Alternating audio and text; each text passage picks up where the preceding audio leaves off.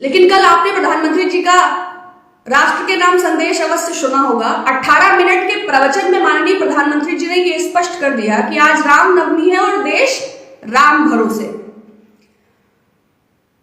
तो कुछ ऐसे प्रश्न हैं जो माननीय प्रधानमंत्री जी की अकाउंटेबिलिटी फिक्स होती है, क्योंकि हेल्थ इंफ्रास्ट्रक्चर और उसके फेल्योर के लिए कहीं ना कहीं नहीं बल्कि पूरी तरह सरकार जिम्मेवार होती है। अब जबकि चुनाव भी निपट चुके हैं, तमाम लोगों ने तो थाली और चम्मच ले लिया था कि प्रधानमंत्री जी कोई इवेंट देंगे, लेकिन जिस तरह उन्होंने धैर्य, सत्य, अहिंसा, अनुशासन, सकारात्मक, मोहल्ला कमेटी, तो टेलीप्रॉम्प्टर में जो भाषण वो पढ़ रहे थे जो चश्मे में, तो संवेदनाएं प्रदर्शित करने का प्रयास तो बहुत किया, किंतु बेहतर एक्टिंग के अतिरिक्त मुझे कुछ दिखा नहीं। अगर आपको उसमें कोई काम की वस्तु दिखी हो तो जरूर बताइए। इसके अतिरिक्त कुछ ऐसे प्रश्न जिसका माननीय प्रधानमंत्री जी को अवश्य उत्तर देना चाहिए। हेल्थ इंफ्रास्ट्रक्चर के लिए जो 56,620 करोड़ रुपया और उसके अतिरिक्त पीएम केयर, सीएम केयर, वो आपदा प्रबंधन का पैसा कहां गया?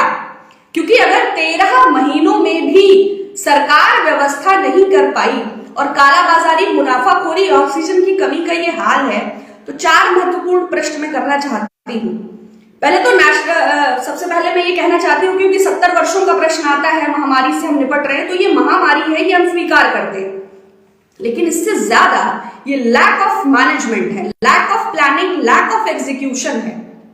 क्योंकि सरकार ने अगर 13 महीनों में इसकी कोई प्रिपरेशन की होती तो शायद हालात कुछ अलग होते। सबसे पहली चीज मैं आपको देखिए, 1948 में भी जब टीवी महामारी थी और चेन्नई में सबसे पहला वैक्सीन का प्लांट लगाया गया, उसके बाद स्मॉल पॉक्स था, उसके बाद 1978 में 19 वैक्सीन निर्माता थे भारत में, और नेशनल इम्यूनाइजेशन प्रोग्राम करके 1978 में भारत वाकई विश्व गुरु बन चुका था। वैक्सीन के मामलों में जो देश अग्रणी था, इतना बड़ा निर्माता था, वो आज मजबूत देश, इतना मजबूर राष्ट्र क्यों है माननीय प्रधानमंत्री जी के नेतृत्व में?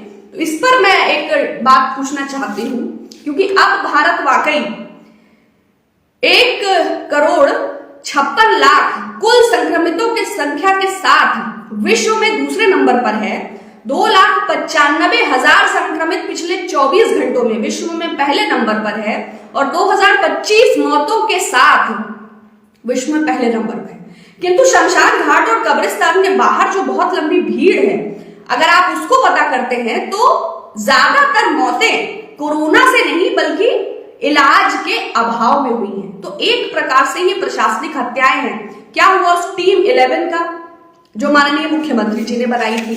अब जो सबसे इंपॉर्टेंट प्रश्न है जिसके लिए मैं बात करना चाहती थी कि जो सरप्लस ऑक्सीजन है, हमारी कैपेसिटी 60,100 मीट्रिक टन और जो आवश्यकता है 5,500 मीट्रिक टन, तो सरकार ने आपदा के फौरन बाद जो 162 ऑक्सीजन पीएसए बनाने की जो बात हुई थी, उसके फर्स्ट टेंडर को फ्लोट करने में 8 महीने का समय क्यों लग गया? और 8 महीने में टेंडर फ्लोट करने में जो अनाउंसमेंट हुआ, उसके बाद भी मात्र 32 जगहों पर वो टेंडर क्यों लग पाया? इसके अतिरिक्त 4 महत्वपूर्ण चीजें कि जिस वैक्सीन की कमी का इतना चर्चा है, उसके 6.5 करोड़ डोजेस अभी पिछले माह तक एक्सपोर्ट क्यों किए गए? जिस लाइफ सेविंग ड्रग रेमडेसिविर का लगातार जिक्र हो रहा है, उसके 11 लाख इंजेक्शंस एक्सपोर्ट क्यों किए गए? और उसकी कालाबाजारी में चाहे गुजरात के बीजेपी प्रेसिडेंट मिस्टर पाटिल हो, चाहे महाराष्ट्र के बीजेपी प्रेसिडेंट हो, उत्तर प्रदेश के मुख्यमंत्री एयरलिफ्ट करा रहे हैं, तो उन्हीं के पूंजीपति दोस्तों का सहयोग क्यों मिल रहा है? तो उस दलाली के लिए हम सत्ता में शिखर पर बैठे हुए लोगों को जिम्मेदार ठहराएं, या धरातल पर जो मेडिकल स्टोर और छोटे मोटे दलाल सक्रिय हैं? तीसरी महत्वपूर्ण बात कि 9,300 मीट्रिक टन ऑक्सीजन जब सरप्लस कैपेसिटी है, तो उसके बाद इसका एक्सपोर्ट लास्ट तक क्यों किया गया? पहले तो देशवासी हैं। दूसरा, जिस जांच का इतना भाव है, पहले तो जांच ही नहीं हो पा रही है तो रिपोर्ट्स नहीं जनरेट हो रही है। जनवरी में एक कैबिनेट मिनिस्टर का स्टेटमेंट था कि 15 लाख जांचों की हमारी कैपेसिटी है। अब ऐसा नहीं हो पा रहा है, तो 2 करोड़ किट्स अभी कुछ समय पहले तक एक्सपोर्ट क्यों की गई? तो माननीय प्रधानमंत्री जी को यह बताना है कि आपदा को अवसर बनाते हुए जो खून में व्यापार है, देश के लोग कराह रहे हैं ऑक्सीजन की कमी से। अभी कुछ दिन पहले जो नाइट्रोजन के क्रायोजेनिक सिलेंडर्स को भी चेंज किया गया, अब रेलवेज की भी हेल्प ली जा रही है। तो ये सारा काम विगत 13 महीनों में क्यों नहीं किया गया? क्या कोरोना पूछ के आएगा या सरकार इस बात का वेट कर रही थी कि जो मरते हैं उन्हें मरने दो, हमें इसकी परवाह नहीं? अब जबकि हेल्थ इंफ्रास्ट्रक्चर पूरा फेल्योर है, सिस्टम पूरा डैमेज्ड है, तो प्रधानमंत्री जी प्रवचन दे रहे हैं। तो इसको किस तरह से देखा जाए? I absolutely ask for the resignation. आपका कमेंट ऊपर चला गया। हाँ सुदर्शन जी, सबको नमस्कार। आप सब लोग भी वैक्सीनेशन की देखिए, अब 2 तारीख के बाद 2 तारीख तक कोरोना पूछेगा कि अगर 44 हो तो वो बाद में आएगा। हेलो जगजीवन जी, हेलो आनंद कुमार जी।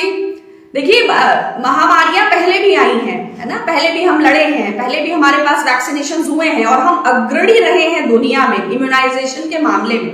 चाहे बात डीपीटी की हो, काली खांसी की हो, डिप्थीरिया की हो, टाइफॉइड हो, पैराटाइफॉइड हो, बीसीजी हो। तो ये सिर्फ मनमोहन बातें करने की जरूरत नहीं है। हेलो राहुल जी। हाँ बिल्कुल लूट चल रही है, वो हर तरफ चल रही है, लेकिन मैं ये कहना चाहती हूं कि जो लोग ये समझ रहे हैं कि छोटी मोटी लूट चल रही है, उन्हें ये समझने की आवश्यकता है कि वन मैन शो गवर्नमेंट है और सत्ता के शिखर पर लोगों के बैठे हुए लोगों के इन्वॉल्वमेंट के बगैर किसी भी प्रकार की लूट नहीं चल रही है। अगर ऑक्सीजन की मारामारी है, स्पष्ट रूप से इसके लिए सरकार जिम्मेदार है। सरकार ने अपनी प्रायोरिटीज में अपने नागरिकों की स्वास्थ्य सुरक्षा को तय नहीं किया और ये सरकार की फेल्योर है। सरकार अपने एग्जीक्यूशन और अपनी प्लानिंग और अपने मैनेजमेंट में पूरी तरह विफल रही और जानबूझकर ऐसा हुआ। और उसके अलावा मैं सबसे इंपॉर्टेंट बात रिवर्स माइग्रेशन के बारे में करना चाहूंगी। अब भी जो लोग आ रहे हैं, सरकार को चाहिए कि एक डिग्निफाइड तरीके से उन्हें उनके घर पहुंचाए, उनका भोजन सुनिश्चित करे। जो बहुत बुरी स्थिति में है, एटलीस्ट उनके अकाउंट में या तो कुछ डायरेक्ट ट्रांसफर हो या उनको पर्याप्त मात्रा में भोजन इत्यादि उपलब्ध कराया जाए, जबकि ऐसा नहीं हो रहा है। Yes yes Prakash, yes Ravindra Gupta, thank you I am getting all your comments, thank you so much. और मैं क्षमा चाहती हूं, मैं किसी की मदद करने की स्थिति में बिल्कुल नहीं हूं। जो मुझसे हो पा रहा है वो मैं कर रही हूं, लेकिन जो बहुत ही इस समय पावरफुल है, आपने देखा होगा एक आज ऑडियो में वायरल हो रहा है कि लाखों रुपए बीजेपी के एक, अब कितना उसमें ऑथेंटिसिटी है, आई शुड नॉट, मुझे उसका जिक्र नहीं करना, बट इवन दो लोग आपदा में अवसर बना रहे हैं और लोग घर, खेत, जेवर, मकान बेच कर भी अपनों को बचा नहीं पा रहे हैं। तो स्वस्थ रहिए, सुरक्षित रहिए, चिंतन करिए और मनमोहक बातों और भाषणों से संभावित दूरी बनाएं। एक समाज के जागरूक नागरिक के तौर पर, एक जिम्मेदार व्यक्ति के तौर पर थोड़ा सा इस पर विचार करें।